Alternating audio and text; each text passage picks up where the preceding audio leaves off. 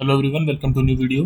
इस वीडियो में हम लोग इस वीडियो का टाइटल है वर्किंग विद जेसन फाइल। तो इस वीडियो में बेसिकली हम क्या करने वाले हैं, हम अपना एक नोड एप्लीकेशन क्रिएट करेंगे और उसमें हमारे पास एक जेसन फाइल रहेगी जिसका नाम रहेगा यूज़र डॉट जेसन, जिसमें कुछ इस तरह से जेसन डेटा रहेगा किसी की यूज़र का।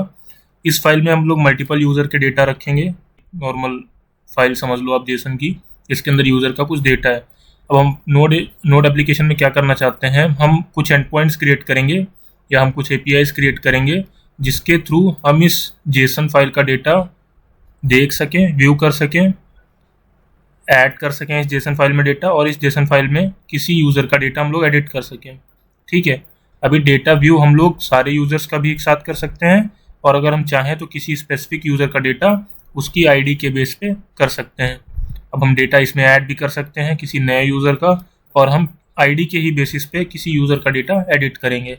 तो चलो देखते हैं कि हम लोग ये एप्लीकेशन कैसे क्रिएट कर सकते हैं। मैं आ गया हूँ अपने फोल्डर के अंदर जिसका नाम है Node.js प्रोजेक्ट्स, और इसके अंदर मैं अपना प्रोजेक्ट बनाने वाला हूँ। तो मैं क्या करूँगा, यहाँ से CMD ओपन कर लेता हूँ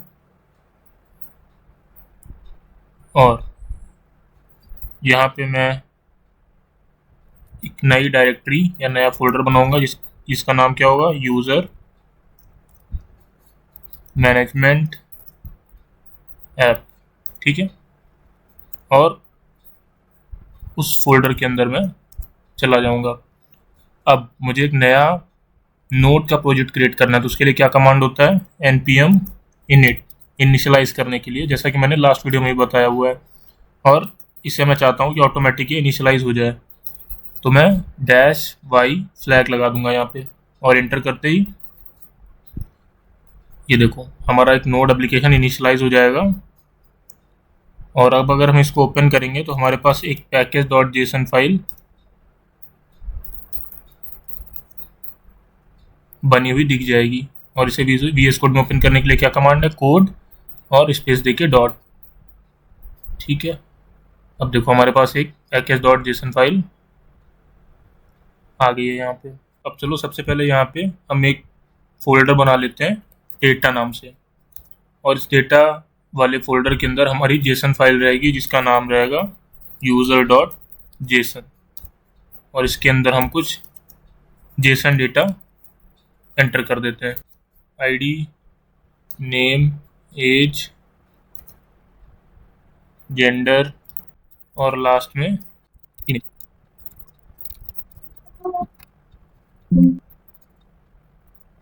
और एक और डमी डेटा यहाँ पे ऐड कर देते हैं। इसी के बाद या इसके पहले एक ऐड कर देते हैं यूज़र 1 के लिए, इसकी आईडी 1 कर देंगे, यूज़र 1 एज 22, इसको भी चेंज कर देते हैं और इसको कर देते हैं यूज़र 1। सेव करेंगे। ठीक है। हमने यूज़र डॉट जेसन नाम से एक फ़ाइल बना ली है। अब इसी फाइल से हम लोग डेटा व्यू करेंगे, अपडेट करेंगे और इसमें डेटा ऐड भी करेंगे। अब क्या करते हैं, हम लोग एक्सप्रेस का यूज़ करने वाले हैं, तो जो भी डिपेंडेंसीज हमें चाहिए, एक्सप्रेस एक डिपेंडेंसी है तो उन्हें हम इंस्टॉल कर लेते हैं। तो हम यहाँ पे अपना नया टर्मिनल ओपन कर लेंगे, और अब हम यहाँ पे क्या लिखेंगे, npm इंस्टॉल एक्सप्रेस। इसके अलावा हमें और क्या क्या चाहिए, इसके अलावा हमें बॉडी पार्सर चाहिए। बॉडी पार्सर बेसिकली एक मिडिलवेयर की तरह काम करता है, जो कि जो भी हमें रेस्पॉन्स मिलता है रिक्वेस्ट बॉडी में, उसे पार्स करने में हमारी हेल्प करता है। इसके अलावा हम लोग fs मॉड्यूल का यूज़ करेंगे, फाइल सिस्टम मॉड्यूल। इसकी यूज़ से हम लोग डेटा के अंदर जो भी हमारी फाइल है उसका डेटा रीड करेंगे या उसमें डेटा राइट करेंगे। इसके अलावा हम लोग पाथ का यूज़ करेंगे, पाथ मॉड्यूल का हम लोग यूज़ इसलिए करेंगे क्योंकि हमें यहाँ पे पाथ स्पेसिफाई करना पड़ेगा इस फाइल का। और अब हम लोग इस पर एंटर प्रेस करते हैं, हमारी सारी की सारी डिपेंडेंसीज इंस्टॉल हो जाएंगी और हमें वो यहाँ पे डिपेंडेंसीज ऑब्जेक्ट के अंदर दिखने लगेगी।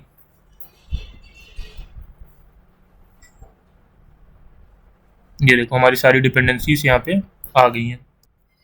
अब हम क्या करेंगे, अब हम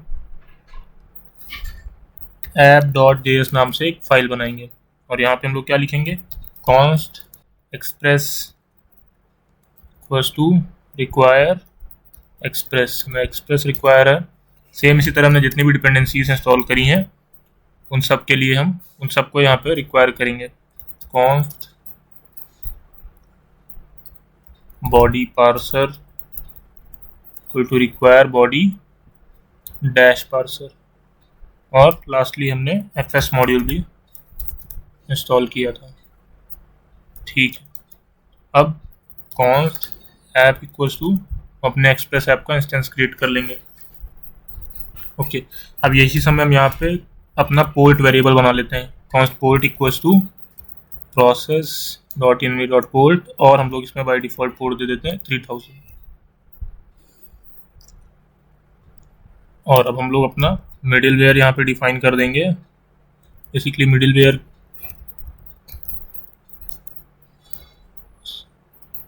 के अंदर हम लोग क्या लिखेंगे, app dot use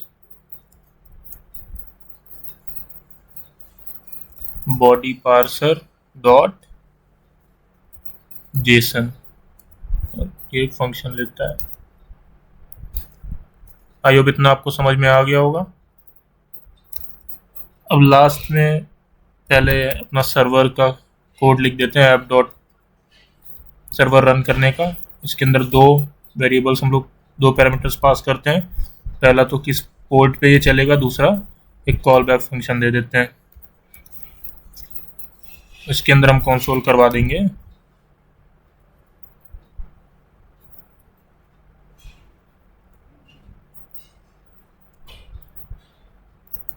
server listening on port.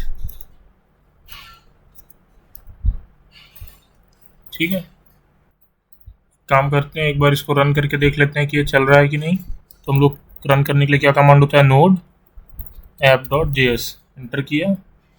ठीक है, सर्वर रनिंग ऑन पोर्ट 3000, मतलब हमारा एप्लीकेशन अभी तक सही से चल रहा है। अब हमें क्या करना है, बेसिकली हमारा इस पूरे एप्लीकेशन में हमें इस फाइल के यूज़ करना है, तो इस फाइल का पाथ भी हमें यहीं पे प्रोवाइड करना होगा। तो हम क्या करेंगे, कॉन्स्ट डेटा अंडरस्कोर फाइल नाम से एक वेरिएबल बनाया। अब इसके अंदर हम क्या लिखेंगे, पाथ डॉट ज्वाइन, और इसमें हम क्या पास करेंगे, डायरेक्टरी का नेम। तो उसके लिए सबसे पहले हमें ये यूज़ करना पड़ेगा, अंडरस्कोर dir नेम कॉमा। अब हमारा ये जो यूज़र डॉट जेसन है ये किस फोल्डर के अंदर है, डेटा के अंदर। तो यहाँ पे हम फोल्डर का नाम पास करेंगे डेटा, उसके बाद कॉमा लगा के यूज़र डॉट जेसन। ठीक है, यहाँ पे हमने पाथ असाइन कर लिया। अब हमें दो हेल्पर फंक्शंस क्रिएट करने पड़ेंगे।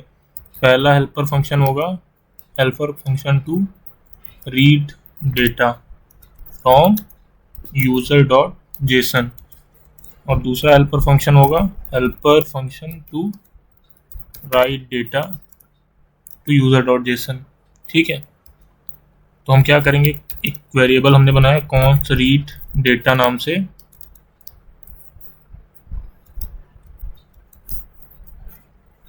जिसके अंदर एक कॉल बैक फंक्शन की वैल्यू आएगी। अब हम लोग ट्राई और कैच का यूज़ करेंगे। यहाँ पे हमने वेरिएबल डिफाइन किया कॉन्स्ट डेटा इक्वल्स टू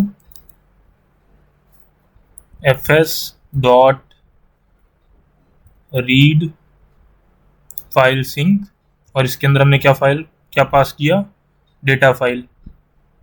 ठीक है, और इसका हमने पाथ ऑलरेडी यहाँ पे डिफाइन किया हुआ है, तो ये इसी फाइल को रीड करेगा। और अगर इसे कुछ डेटा मिलता है तो उस डेटा को हमें क्या करना है, रिटर्न डेटा। और अगर इसे कोई डेटा नहीं मिलता है तो कैच ब्लॉक एग्जीक्यूट होगा और ये एक एम्प्टी एरे हमें रिटर्न कर देगा। और अगर इसे डेटा मिलता है तो एक एरे रिटर्न करेगा जिसके अंदर सारा डेटा रहेगा। ठीक है, अब ये हमारा रीड हेल्पर फंक्शन हो गया। अब हम लोग एक राइट हेल्पर फंक्शन बनाएंगे। तो कॉन्स्ट राइट डेटा, बेसिकली यहाँ पे जो हमें डेटा मिलेगा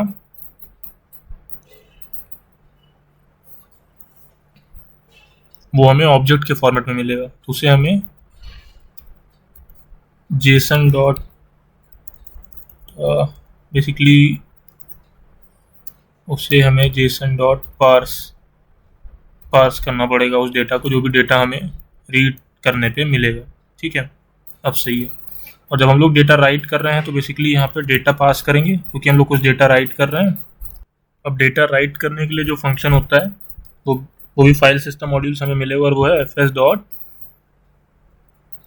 राइट फाइल सिंक। और इसके अंदर भी हम लोग कुछ पैरामीटर्स पास करते हैं। पहला पैरामीटर रहेगा कि कौन सी फाइल में हमें लिखना है, तो बेसिकली डेटा फाइल कॉमा। अब यहाँ पे रिप्लेसर फंक्शन आता है। बेसिकली यहाँ पे हम लोग कोई फंक्शन अगर लिख दें, जो भी वैल्यूज हम लोग इंसर्ट करने वाले हैं उसको अगर हम अल्टर करना चाहते हैं, उसमें कोई चेंजेस करना चाहते हैं, तो इस पैरामीटर के थ्रू कर सकते हैं। अगर यहाँ पे नल है तो मतलब कोई चेंजेस नहीं होंगे, वो ऐसे ही वैल्यू स्टोर हो जाएगी। पर यहाँ पे अगर मैं कोई ऐसा फंक्शन लगा दूँ कि जो भी मैं वैल्यू से स्टोर करना चाह रहा हूँ, अगर उसमें एज की वैल्यू नंबर है, या बेसिकली हम किसी एक पर्टिकुलर चीज़ को चेक कर रहे हैं कि अगर एज लेस देन 30 है तो उसे एक्सक्लूड कर दो, तो वो उसे इस फाइल पे राइट नहीं करेगा। बेसिकली इस पैरामीटर का काम वो होता है। और लास्ट में हम लोग जो डेटा इंसर्ट करना चाह रहे हैं वो यहाँ पे पास करते हैं। और जो भी हमें डेटा मिल रहा है उसे वो हमें ऑब्जेक्ट के फॉर्म में मिल रहा है, और उसे हम जेसन फॉर्मेट में स्टोर कराना चाहते हैं इस फाइल में। तो उसके लिए हम जेसन डॉट स्ट्रिंगिफाई ये फंक्शन यूज़ करेंगे, और इसके अंदर हमारा जो डेटा था उसे हम पास कर देंगे। आई होप आपको ये दोनों हेल्पर फंक्शन समझ में आ गए होंगे। दोनों हेल्पर फंक्शन हमें फाइल सिस्टम मॉड्यूल से मिल रहा है, और रीड करने के लिए हम यूज़ कर रहे हैं रीड फाइल सिंक, और राइट करने के लिए राइट फाइल सिंक। ये एफएस मॉड्यूल के दो फंक्शंस हैं, राइट। अब हमने हेल्पर फंक्शंस बना लिए, हमने हमारा मिडिलवेयर बना लिया। अब हम यहाँ पे अपने राउट्स क्रिएट करेंगे। सबसे पहले जो हम लोग राउट बनाने वाले हैं वो बनाते हैं ऐप डॉट पोस्ट। सबसे पहले हम इसमें जो फाइल है हमारी यूजर डॉट जेसन, उसमें डेटा ऐड करके देखते हैं। तो हमारा जो एंड पॉइंट रहेगा, लेट से स्लैश ऐड है, ओके। Request comma response. और अब इसके अंदर हम क्या करेंगे कि कॉन्स्ट जो भी हमारा बेसिकली जब हम कोई चीज़ ऐड कर रहे हैं तो हमारा नया यूज़र है, तो const new user equals to, अब ये पोस्ट है तो हमें डेटा कहाँ मिलेगा, रिक्वेस्ट डॉट बॉडी में मिलेगा। जब भी हमें पोस्ट के थ्रू डेटा मिलता है वो हमें बॉडी में मिलता है, तो रिक्वेस्ट डॉट बॉडी। और जो हमारा ऑलरेडी एग्जिस्टिंग डेटा है उस फाइल में तो कॉन्स्ट यूजर्स, वो डेटा हमें कहाँ से मिलेगा, रीड डेटा फंक्शन से। बेसिकली हमारी इस फाइल में अभी तक का जितना भी डेटा है वो हमें इस फंक्शन से मिल जाएगा।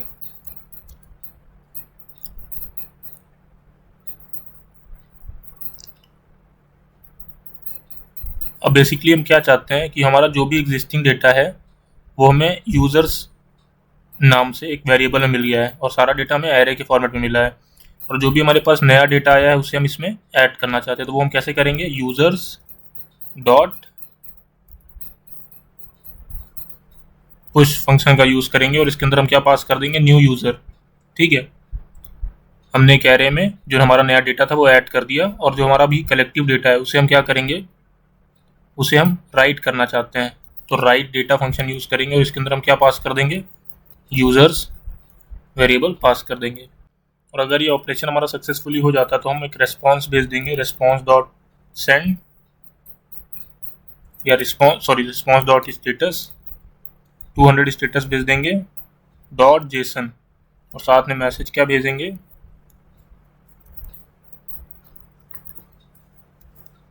यूज़र, इसे हम करली ब्रेसेस के अंदर डबल कोट्स के अंदर रखेंगे, यूज़र एडेड सक्सेसफुली। पर यहाँ पे एक चीज़ मिसिंग है, मतलब हमारा ये फंक्शन अभी तो सही से काम करेगा, पर एक चीज़ मिसिंग क्या है कि अगर हम कोई एक नया यूज़र ऐड करना चाह रहे हैं जो कि ऑलरेडी एग्जिस्ट करता है हमारी इस फाइल में, तो हम 2 बार सेम यूज़र को ऐड क्यों करेंगे। तो उसके लिए हम सबसे पहले यहाँ पे चेक कर लेंगे कि अगर वो यूज़र हमारा ऑलरेडी एग्जिस्ट करता है तो हम 404 एरर पास कर देंगे कि यूज़र ऑलरेडी एग्जिस्ट। और अगर हमारे पास वो यूज़र नहीं है, अगर कोई एक यूनिक यूज़र का रिकॉर्ड है, तभी हम उसको इस फाइल में ऐड करना चाहते हैं, तो वो हम कैसे कर सकते हैं, हम चेक करेंगे if user dot some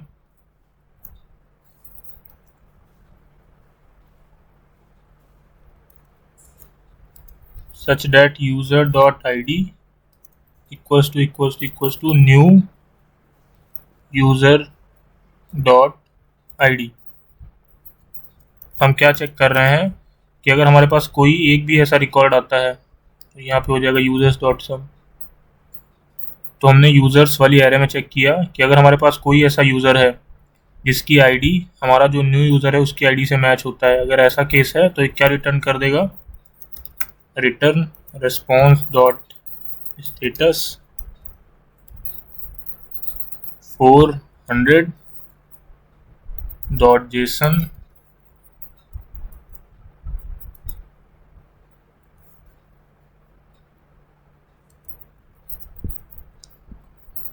user already exist, या यहाँ पे मैसेज की जगह पे हम कर सकते हैं एरर।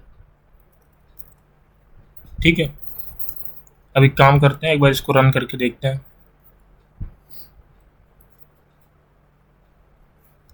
Node app.js।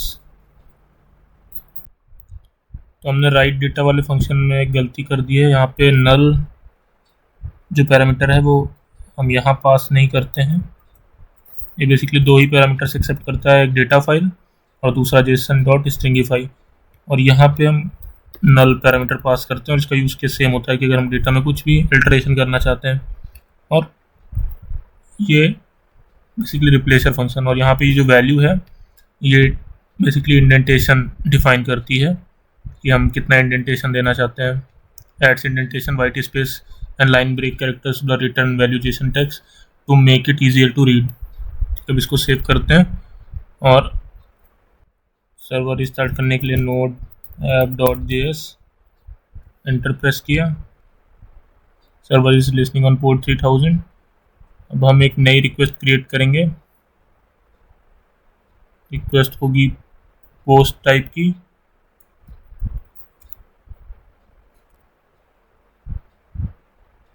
/add हमारा एंड पॉइंट है, और बॉडी के अंदर काम करते हैं डेटा फाइल से ही कॉपी कर लेते हैं यूज़र डॉट जेसन।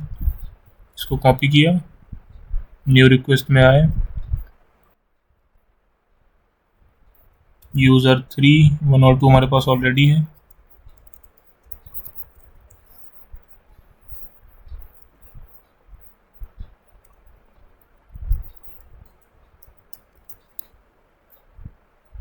और इसे अगर हम सेंड करते हैं तो हमारे पास 200 ओके रिस्पॉन्स आ गया, यूज़र एडेड सक्सेसफुली। और अब अगर हम user dot JSON file open करेंगे तो देखो हमारे पास यूज़र 3 ऐड हो गया है। अब अगर हम एक और यूज़र ऐड करते हैं, यूज़र 4,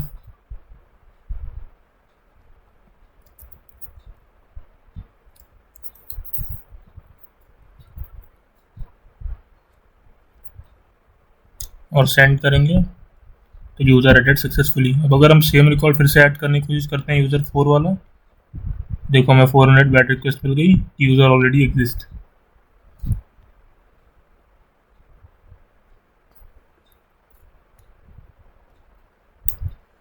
तो हमारा जो /add एंड पॉइंट है ये वाला रूट हमारा सही से काम कर रहा है।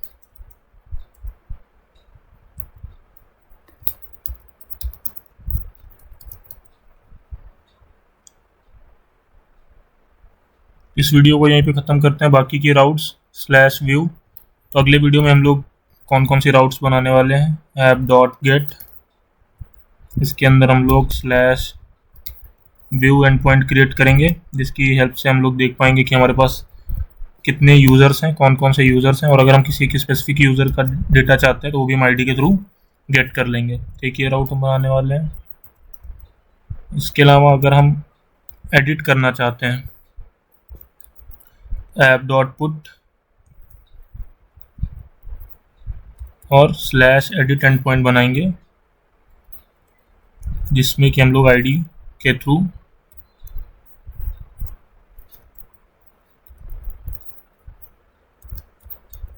किसी भी यूज़र की वैल्यू को एडिट करेंगे। ठीक है, तो ये दोनों राउट और इसके अलावा एक डिलीट राउट, वो भी हम लोग अगले वीडियो में बनाने वाले हैं। Thank you for watching the video.